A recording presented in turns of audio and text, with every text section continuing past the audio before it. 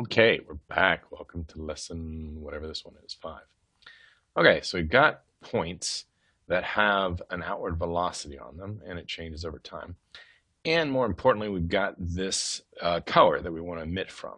So now it's time to do fancy stuff.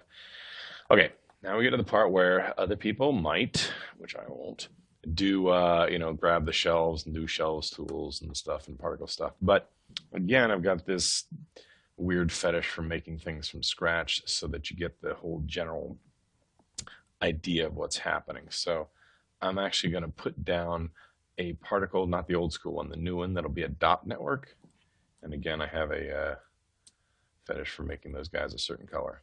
By the way, I've got a way to show you guys how to make it set up Houdini so that it'll always, when you put down something, it'll always be a certain color when you first put it down. It's a little super hidden. It took me a long time to find, but I do want to show that. So this is actually what we call a pop dot net. It's a dot network that's just for particles. The most of this stuff we're going to leave just at the basics. Excuse me, just the defaults because it'll be fine. And what it's going to do is we're going to bring the first one as input, and we're going to spit out particles just where things are interesting. Okay, so you go in, you see we do get some stuff for free. It already does a sourcing of the first input. Thank you very much, Houdini. They didn't do this in the past. Now they do, so it's great. We're going to change a couple things. One, we're going to come from the surfaces. Oh, I guess it is called scatter on the surfaces. It used to just be called surface. Ah, neat. This fortunately exists. Remember, we used to have to do the op input, blip, blap, blah, the whole thing. The one thing we're going to change now is there is an emission attribute, which is going to be color. Did I get that as an option? I'll just type it in, which is going to be color. And when we scale it by point count area, this is so things are different based on different sizes. And there's a number we kind of noodle around with called reference area. 1.5 tends to work for this example. That's the kind of thing you're probably going to muck with in the future. I'm going to turn off the guide here, shows you the original source geometry. That's why you can see that thing. But I may turn that off. I'll leave it on for now. Okay, so when do we want to generate these guys? The answer is not just the first frame. We actually want to generate them constantly.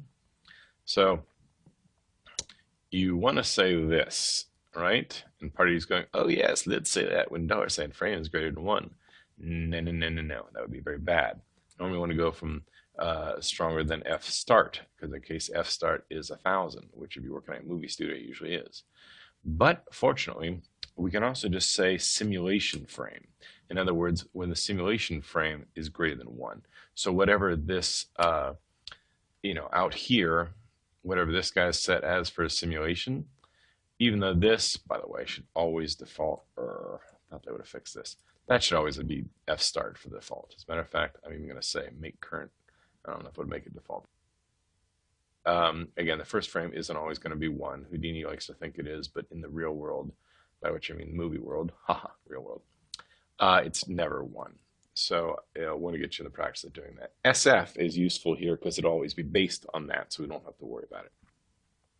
Okay, now I'm going to turn these down to 0 because I'm going to say we want to send out a certain number of particles every frame. I'm just going to put it at 10 for a second. I'm going to put in, and again, I do this all the time, the just born group, which means the guys that were just born. It's usually useful to have them, so I usually put a group there. Actually, I honestly think this should also be a default, make current value default, just because it's useful. Let's have their life expectancy to be, oh wait, actually we made, didn't we say we had this as a thingy here somewhere? Particle lifespan, yeah, let's go ahead and do that for now. And we'll copy that, and we'll put that in here. Face code relative references. The variance, we could make that a parameter too, but eh. So let's see what else we're going to grab here. We're going to use their inherited velocity because remember we made their initial velocity be that, so I'm not going to add anything on top of that. We could, but then you got these hard-coded numbers and stuff, and I'd rather use the one we have because it changes over time and without having to put a animation here. The rest of these guys you can leave the same. Okay, so then Houdini helpfully gives you a worthless merge node that you don't actually use and no one ever has. which is always kind of silly. Then over here they have the pop object. The pop object actually is the name, you notice the object name gets that. So I usually give this the what it actually is, like particles.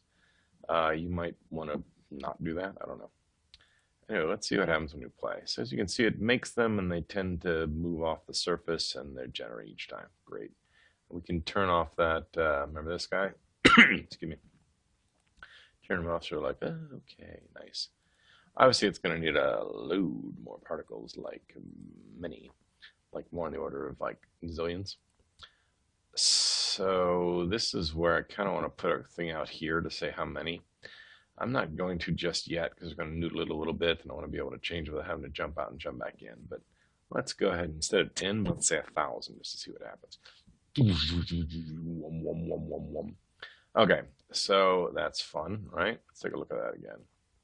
The thing that's fun about this is, aside from the cool sounds I make, is you can see it's going and generating them from those edges we talked about. It looks like it's full in, but those are actually coming from those edges. Because as you can see, as it goes out, there's big spaces like there and there. And as we go further out, you can see them die out. So it is, and you can really tell there. So they're being born from those edges. Nifty, fun, right? So let's keep cruising along. Basically, a couple things we're going to want to do. Well, there's a couple things I tend to do that you might not care about, but I kind of do. One is spreading out the initial positions.